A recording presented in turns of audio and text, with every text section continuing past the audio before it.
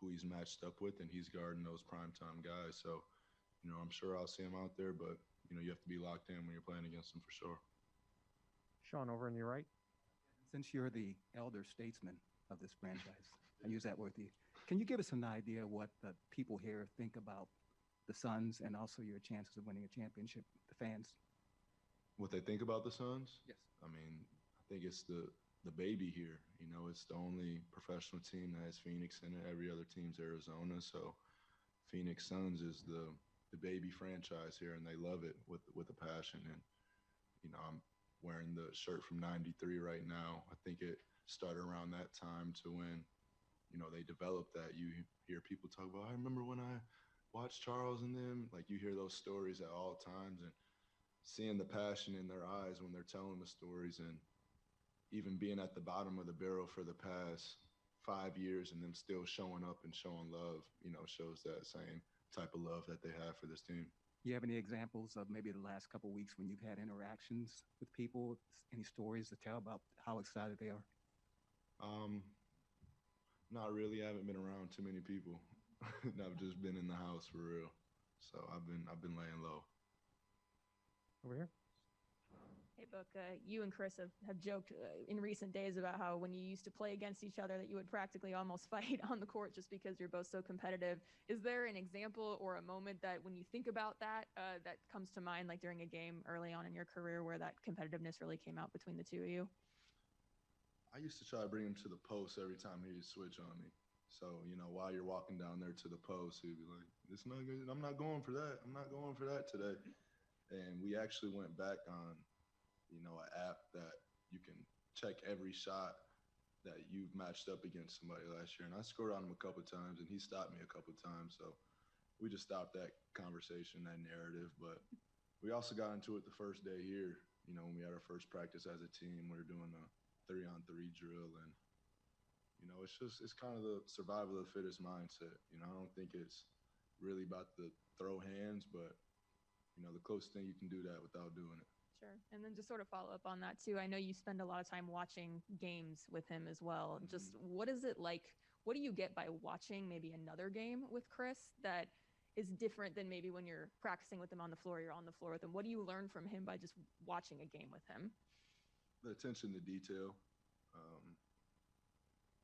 And I feel it too ever since I got to the NBA. You watch games a different way than you did growing up. You're not watching for entertainment anymore. You're scouting the whole time you're watching. So it might be a simple play. Somebody might have scored on this possession over here. He'll sit back. He'll rewind it. Hey, look over here. Do you see what they did? You know what I'm saying? Mm-hmm. So it's just viewing the game a different way, seeing the game a different way, and just understanding tendencies and communicating it out loud when you see it. We're not sitting there watching the game in silence. We're sitting there and like, they let him do that again? We got to take that away when we play him. So it's just a whole nother level of basketball and film study when you're with Chris. Sure. Mark on the right. Hi, Devin. I was wondering, what's your perspective on if you think there's enough of an appreciation for what you guys have done to get to this stage and the growth you've shown, as opposed to any fans just chalking up to facing three teams that didn't have some of their star players in some of the games? I mean, we're not here to justify what we're doing to anybody else, for real. I mean, we've had goals for this group and aspirations for this group since day one, and we keep those in home for that reason. And we compete against each other, and we're on the constant pursuit to get better every day. And even during the regular season, a simple play might go by and we stress it. This can't happen. I know it doesn't matter right now, but later down the line, it can come back and get you, and we don't want that to happen. So just the focus for everybody, to be locked in from top to bottom, not just the guys that are getting major minutes right now, 1 through 15, 16, with the coaching staff, just locked in at all levels, preparing for this opportunity right here. Melissa here in the front, then we'll go to Zoom. Hey, Book. Obviously, at this time of the year, everybody tightens up, everybody's focus increases. But have you noticed a distinct difference in Chris right now? He's always locked in, to be completely honest. I mean, I'm sure he might be feeling a different way in his first appearance here, but he's not going to show us no frantic movement or any nervous. I think he's prepared for this, and it's more of a I've been waiting this long preparing for this moment right here, and it's right in front of us. So he's not walking a different way, he's not talking a different way, but there's an understanding between all of us on what time it is and what we have to accomplish. Palmer on Zoom. We're going to go to Jamal Spencer with ABC 13 in Grand Rapids, Michigan. Grand Rapids? Yeah, Okay. Grand Rapids. I know it's been a minute, Talking so about- wanted to ask you, Devin, if you had, thought about what ways West Michigan helped shape your passion and your love for the game. That's where it all started. That's where it all started. And threw me back thinking about it now. I'm reminiscing in my head right now, but that's where I fell in love with the game. I fell in love with that Pistons team. They taught me the game of basketball, and just being around everybody in West Michigan. I remember Drake Harris, just looking up to him every day and wanting to be him. But Michigan State rivalry games, just all that, all those memories, all the stories. That's where I learned the fundamentals of the game. Honestly, I always say I learned the fundamentals in Michigan. And then when I moved to Mississippi, it brought more of the dog out. So it was a great balance for me. And I credit Michigan for a lot of my success, especially Grand Rapids, my hometown. I know things worked out well, but did you ever stop and think about what things would have been like had you not left? I haven't. I haven't thought about that. I think things would be a little different. Obviously, I think you learn by living through experiences, and I would have lived a totally different lifestyle if I stayed in Michigan. But I love Michigan, and I go back there in the summertime, and I spend a lot of time out there. And me and my friends were just talking about for the fourth. We're like, any other place you would rather be if you were in the finals, and then be on Lake Michigan probably. But Milwaukee's on the other side of it, so we'll be going up there soon.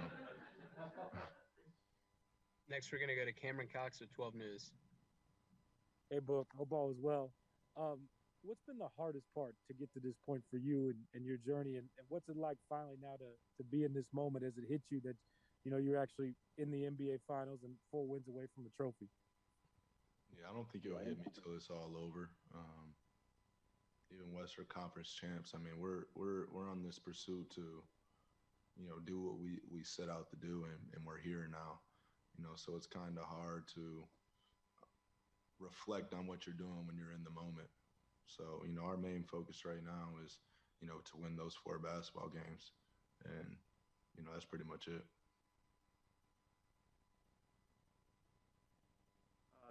Let's go right here, Eric. Over here.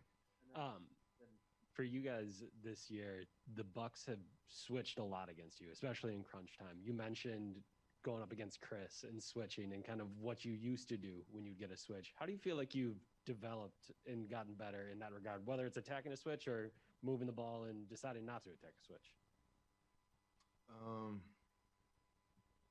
I mean, we've seen it a lot. I think that's what the NBA has went to.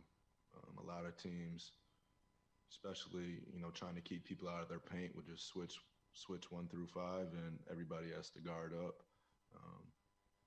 But you scout that, we scout that, and we try to take advantage of that. I think the Clippers use that against us a lot also. And DeAndre being able to use his size and his ability to get on the offensive glass and move whoever his mismatch is helps out a lot also. And then just having dynamic guards with Chris, Mikal, Jay, and having this floor spaced and just creating for each other. So, we're expecting to see that a bit. Either on a switch or maybe just straight up, Tuck is going to be that guy. Mm-hmm. For you, is that something that like you're excited about, like going up against? So excited. We've obviously had those matchups in practice before that have gotten heated at the highest level, but he's a competitor, and I have a lot of respect for that man. So, we're gonna be out there battling for sure. Did you have the scoreboard like you did with Chris at all? Like who came out? Yeah, me and Tux was a lot worse than me and Chris's. So, me and Chris, we talked a lot. Me and Tuck, we bumped into each other a little bit.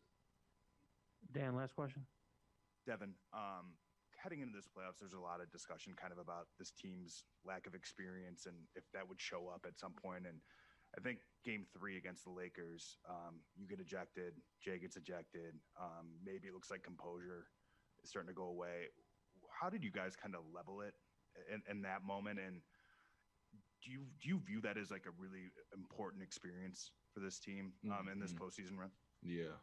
I mean, we took a long road trip at the end of the season that even through that game, I think we went like 3-2 on the road trip. It was 5 games. It was like Philly, Boston. Forgot it was a loaded lineup, and they were all competitive games. And we were like, this is how it's going to be at some level. Then we experienced the Lakers series. And we're like, I'm glad we went through that. I'm glad we had those 2 losses because you learn so much in that time. Obviously, you never want to lose, but you know the level of focus that we bring back into the arena in the gym the next day. It's not more talking about it. It's like a demeanor and an energy that you can feel throughout everybody. And having going through that experience, you know, shaped us for the next series in Denver, and then seeing the Clippers and dropping 2 games to them also. So just understanding that it's a series and it's a long series, and you're gonna have to play. You're gonna have to play hard, win, lose, or draw. You know, somebody said it before the playoffs started. Like when you win a game, you feel like you can't lose again. When you lose, you feel like you can't win again. And that's the playoffs for real. People get too high, people get too low. You hearing everybody talking from every different angle, but you know you have to understand where you're trying to go and what we're trying to do. Thank you, Devin. Appreciate y'all.